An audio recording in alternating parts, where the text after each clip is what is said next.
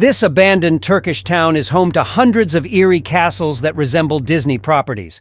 Burj Al Baba was originally intended to be a resort for Persian Gulf investors, complete with a Disney-esque hamlet of castle-style villas. However, that never happened. Rather, all of the destination chateaux are abandoned, creating a spooky ghost town in the Turkish highlands. A ghost town is typically associated with a history, often with a once thriving populace that is now extinct. It is quite probable that individuals in these settlements departed when the industry providing them with support vanished. For example, laborers may have previously been attracted to the area by mills or mines, but their economies may have collapsed when the resources were exhausted. In other instances, individuals may have been forced from their homes by natural catastrophes like floods or droughts. Something as hazardous as nuclear disaster, war, crime, or major pollution may have happened and driven out every resident of the town, never to return. Even yet, the tale of a ghost town might be unsettling, but the abandoned buildings that remain can be fascinating. They may attract visitors as well. Employees of the state park in Bannock, Montana, for instance, revive the town's ghost town once a year. In what way? By portraying the way of life that prevailed during the mid-1800s, when Bannock was a thriving mining community. Abandoned towns are similar in many ways. Even once thriving businesses might experience eerie emptiness. Just ask photographer Seth Lawless, who has built a reputation for himself taking pictures of America's abandoned amusement parks, shopping centers, and other buildings, places that were probably once cherished by the communities where they are still located. I've been documenting the most forgotten places throughout America and listening to the compelling personal stories of people who still live in these places, Lawless stated on his website. Their stories and experiences are part of an untold chapter of American history that needs to be heard. But one of the abandoned commercial complexes in Ohio that Lawless captured on camera holds particular significance for him. One of the biggest malls in the country at one point, Randall Park Mall, was eventually abandoned. Nevertheless, the photographer has many fond memories of the busy mall, including his first work at a retail establishment and his first encounter with Santa Claus. We all remember spending time there, and for the most part it was in happier times, Lawless stated to Gizmodo. However, the photographer's intention was furthered by the ghost town mall and the eerie photos taken there. Sometimes words just aren't enough, so I started taking pictures, he said on the Today Show. The majority of these retail complexes that have become abandoned towns are the result of inadequate cash flow. Maybe a well-known department store or other anchor establishment closes, reducing foot traffic. Other businesses suffer and eventually collapse until the mall is left empty.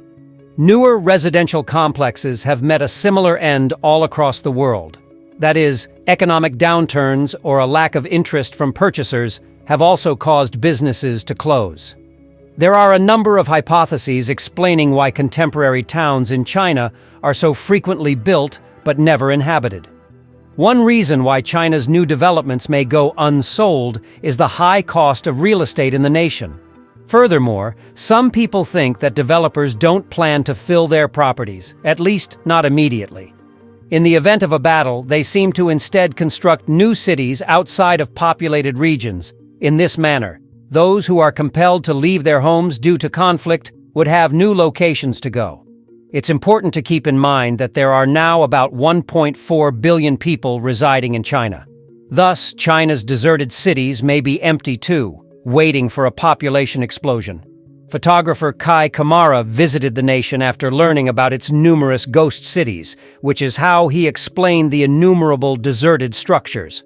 Nevertheless, Kamara told Business Insider that many of these new communities won't be finished or thriving for another 15 to 25 years after the developers start work on them. They are constructed for a far-off future. We are now limited to speculating on the shape they will have taken when we get to this point in time. However, one such ghost town in China isn't actually a town at all. It is a bustling city. The area known as Kangbashi was intended to accommodate 1 million people. The conurbation has theaters, parks, monuments, an airport, and museums in addition to residential structures. The only thing lacking are the potential residents who might or might not turn up. Cheng, a ghost town in eastern China, is another fascinating place to visit. The massive deserted housing construction was inspired by Paris, as is well known. Nor did builders treat their vision boards lightly. They constructed an Eiffel Tower, Champs-Élysées, and Notre Dame in their town. The people who created the French-inspired environment of Tianducheng in 2007 thought it would attract city people who desired to leave their hectic lives behind in favor of a more tranquil way of life. The expansive estate is still unoccupied today, however couples use it as a background for their wedding pictures. The cost of purchasing a home in the Parisian style proved to be too exorbitant. Similar to Tianducheng, Thames Town in China also takes its cues from a well-known European source. But this time, London is the city being imitated. Like the English capital, the Chinese equivalent features its own meandering river and plenty of the city's famous red phone booths. Even statues of Harry Potter and James Bond are present. However, the 10,000 people for whom the $800 million Shanghai building project was intended to serve did not show interest in the project, which covers just 1 square kilometer. Rather, Thames Town appears hauntingly deserted, save for the few inhabitants and tourists who stop by for pictures. Meanwhile, a ghost town fulfilled a political function in neighboring North Korea. Kijongdong is a northern town designed to lure South Koreans into defecting, and it is located next to a military-free zone. Built in the 1950s, the community presents the idyllic lifestyle that appears to be waiting for one on the other side of the border. Kijongdong is home to 200 households, according to official reports. But as time has passed, many who have watched the town have come to understand that this isn't the reality. Rather, the building's lights turn on and off at the same time every day, and the only people visible on the grounds are troops and housekeepers, not parents and their children. Regardless, the images were insufficient for the authorities of North Korea. To deliver a message to South Koreans that could be heard, they installed loudspeakers in Kijongdong. In addition, the sounds of military marches would be played non-stop by the government for 20 hours each day. However, their neighbors eventually retaliated. Rock music was blaring toward the north, and finally both sides decided to permanently turn it off. But in the instance of Burj Al Baba, political unrest did not prove to be the demise of the location. Instead, the developer encountered financial difficulties more than halfway through the project. Initially, however, the developers had visions of hundreds of exquisite chateaux in the French style, nestled amid Turkey's Bolu Mountains. As previously mentioned, the Sarat Group began construction on Burj Al Babas in 2014, with the expectation that rich investors from the Persian Gulf would be drawn to its chateau-style mansions. Every residence was to have the same style. On the outer facade of the buildings, no modifications shall be allowed, the destination's website stated. As a result, every house would have the same characteristics. These distinctive elements, which were meant to resemble a castle from a fairy tale, featured Juliet balconies, curving turrets, and elaborate decorations. Buyers would be allowed to customize the interior design of the residences to suit their preferences, even if it deviated from the romantic, Disney-esque outside of the given property. There would be much for inhabitants to do within Burj Al Babas. In addition to containing the developers of the aforementioned shopping mall pledged to construct eateries, meeting spaces, and a fitness facility. Not only that, but the complex was also supposed to have Turkish baths, steam rooms, basketball courts, tennis courts, walking paths, and movie theaters. Buyers would pay $370,000 to $530,000 per buyer for the chateau, depending on the location of the property.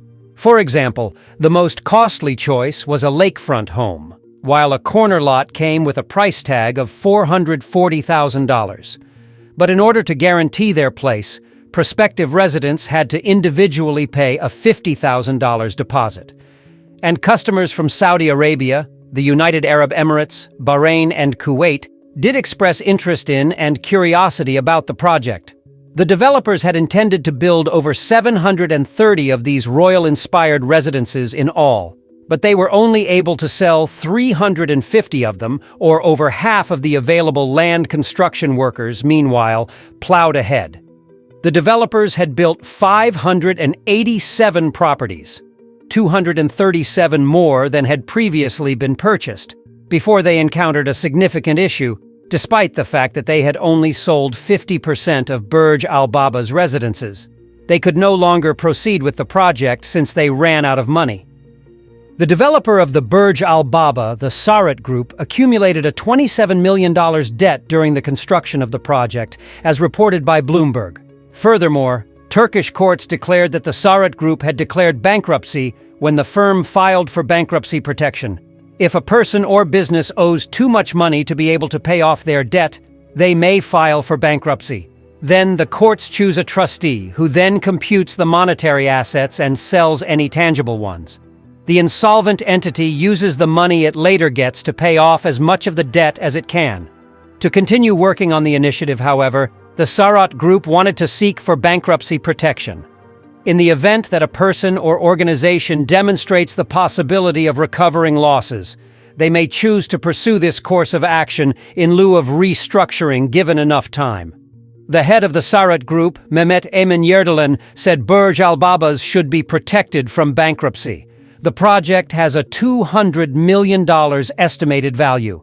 To pay down our debt, we will just need to sell 100 villas. He told Bloomberg, "I think we can get through this crisis in 4 to 5 months and partially launch the project in 2019. He also provided an explanation for the Sarat Group's extreme debt. Purchasers had neglected to make payments. We couldn't get around $7.5 million in receivables for the villas that we sold to Gulf countries," he stated. However, he did state that the business will challenge the decision, which was made at the close of 2018. However, the failure of the goal was a relief to some. A lot of the locals that reside close to Burj Al Babas dislike the building's fantasy architecture. They believe it stands in sharp contrast to the other buildings in the region, which include timber houses from the Byzantine era, a mosque that dates back centuries, and other structures.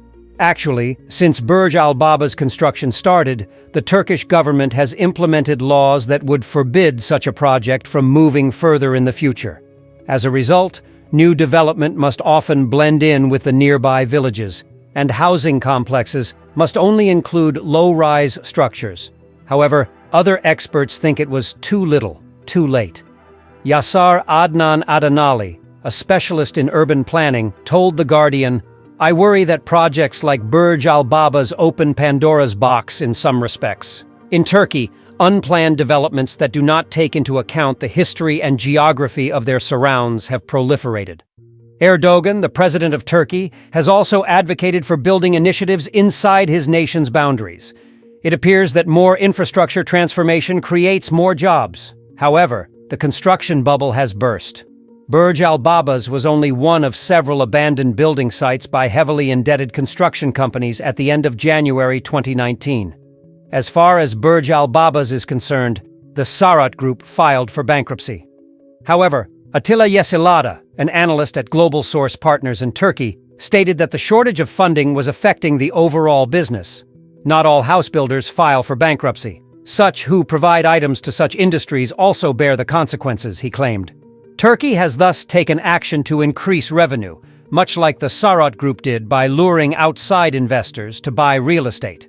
To start with, the nation has facilitated the naturalization process for non-Turkish nationals. How? By lowering the financial requirements that residents seeking to settle there must fulfill. And all of this gave the Sarat Group optimism that their Disney-style complex, which is presently vacant, would soon reopen.